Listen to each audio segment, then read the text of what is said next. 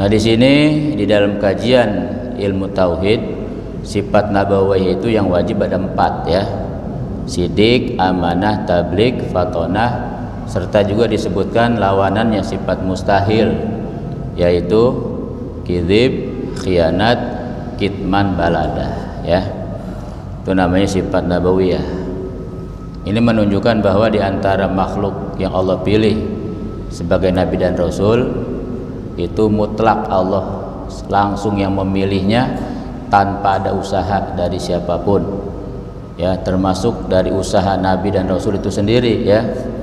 Jadi kenabian itu nggak bisa diusahakan, kerasulan itu nggak bisa dicari ya, tapi semata-mata mutlak pilihan dari Allah Subhanahu wa taala. Yang pertama itu adalah sifat sidik.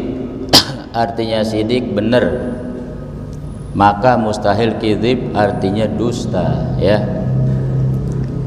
Sidik di sini benar artinya baik secara zahir maupun secara batin ya. Jadi seorang nabi dan rasul itu punya sifat sidik zahir dan batin. Bahkan sejak terlahir ke alam dunia itu sudah punya sifat sidik gitu ya. Jadi bukan cuma udah jadi rasul doang, baru calon ya, masih anak-anak itu, ini sifat wajib yang 4 sudah melekat dalam diri mereka, sehingga nabi dan rasul terpelihara zahir dan batin sejak masa kecilnya. Jadi Allah langsung yang mentarbiyah mereka. Kan dari kecil nggak pernah ngaji sama yang lain, nabi mah ya, nggak ada sekolahannya, nggak ada madrasahnya. Karena yang mendidik mereka langsung Allah Ta'ala. Kata Nabi, adabani rabbi fa ahsana ta'dibi. Tuhanku langsung yang mendidik aku ya, maka akulah menjadi manusia terbaik dalam hal pendidikan. Jadi Nabi itu dididik sama Allah langsung. Seluruh para nabi, para rasul ya, termasuk Nabi kita Muhammad SAW, dari kecil Allah yang didik. Jadi nggak ada nabi yang sekolah, nggak ada nabi yang ngaji di TPA, nggak ada yang pergi ke madrasah, dan nggak punya guru dari bangsa manusia. Siapa gurunya? Langsung Allah Ta'ala. Makanya kenapa kita wajib meyakini kebenaran dari para nabi, para rasul, karena semua yang ada pada mereka itu mutlak langsung dari Allah Ta'ala, tanpa ada campur tangan makhluk manapun ya.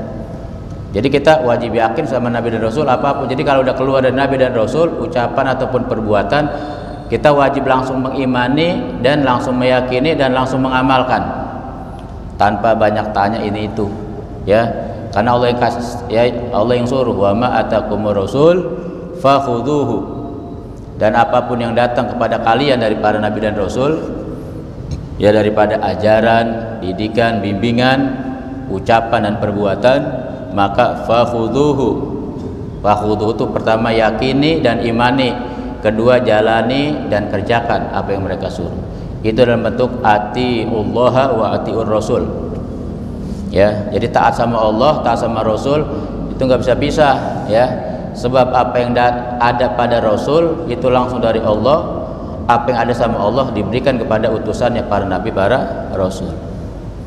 Makanya ketika Rasulullah SAW ya sebagai salah satu nabi dan utusan Allah Ta'ala yang beliau langsung dididik dalam hal apapun oleh Allah Ta'ala, maka Nabi memiliki ilmu seluruh para makhluk ya.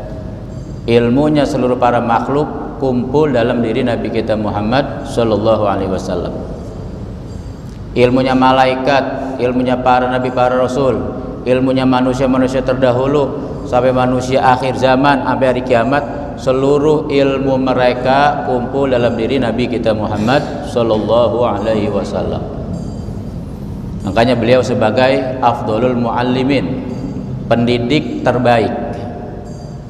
Kata ulama, seandainya kata Nabi nggak punya mukjizat, Pak ya, kita kan sering dengar tuh mukjizat Nabi banyak ya. Seandainya kata Nabi nggak punya mukjizat tidak diberikan mukjizat sama Allah Ta'ala, maka cukup melihat sahabat itu mukjizat Nabi terbesar ya.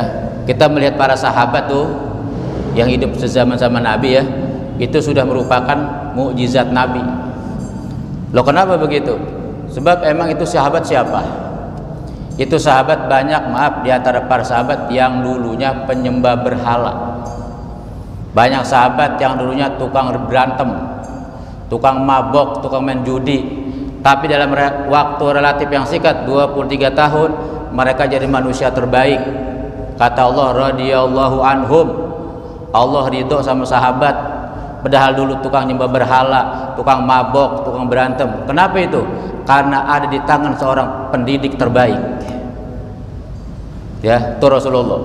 Afdhalul muallimin, pendidik dan penyebar ilmu terbaik yang mampu merubah wajah bangsa Arab yang kelam, gelap gulita menjadi bercahaya dan terang benderang. Para sahabat dulunya, ya kita tahu dalam sejarah begitu ya, banyak yang bencinya luar biasa sama Nabi, bahkan tidak sedikit yang pengen bunuh Nabi. Tapi begitu mereka sadar dapat hidayah masuk Islam, mereka dipuji sama Allah, radhiyallahu anhum. Allah ridho kepada mereka. Pakai apa itu sebabnya? Pakai ilmu yang disampaikan oleh Nabi kita Muhammad sallallahu alaihi wasallam. Jadi kalau kita mau merubah satu keadaan, pondasi utamanya mesti pakai ilmu. Ya. Yang kata Nabi, innama bu'itsu mu'allima, gitu kan.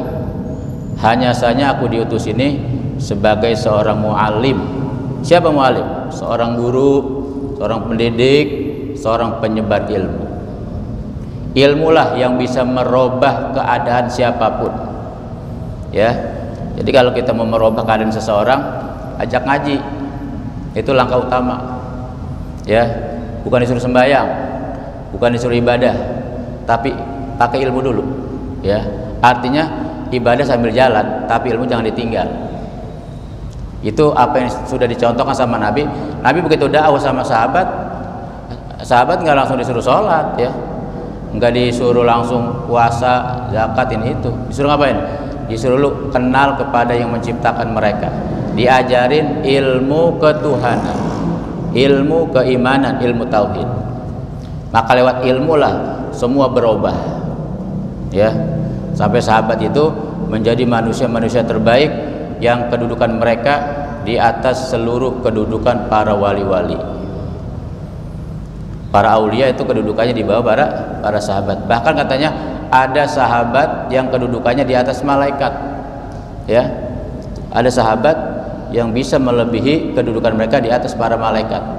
Malaikat-malaikat yang umum nih, ya, itu ada yang di bawah, kedudukannya di bawah para sahabat-sahabat Rasulullah sallallahu alaihi wasallam.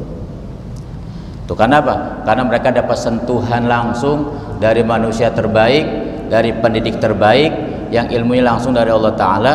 Karena mereka para nabi, para rasul, termasuk Nabi kita Muhammad SAW, punya sifat siddiq, ya, benar dalam hal apapun, baik zahir maupun batin.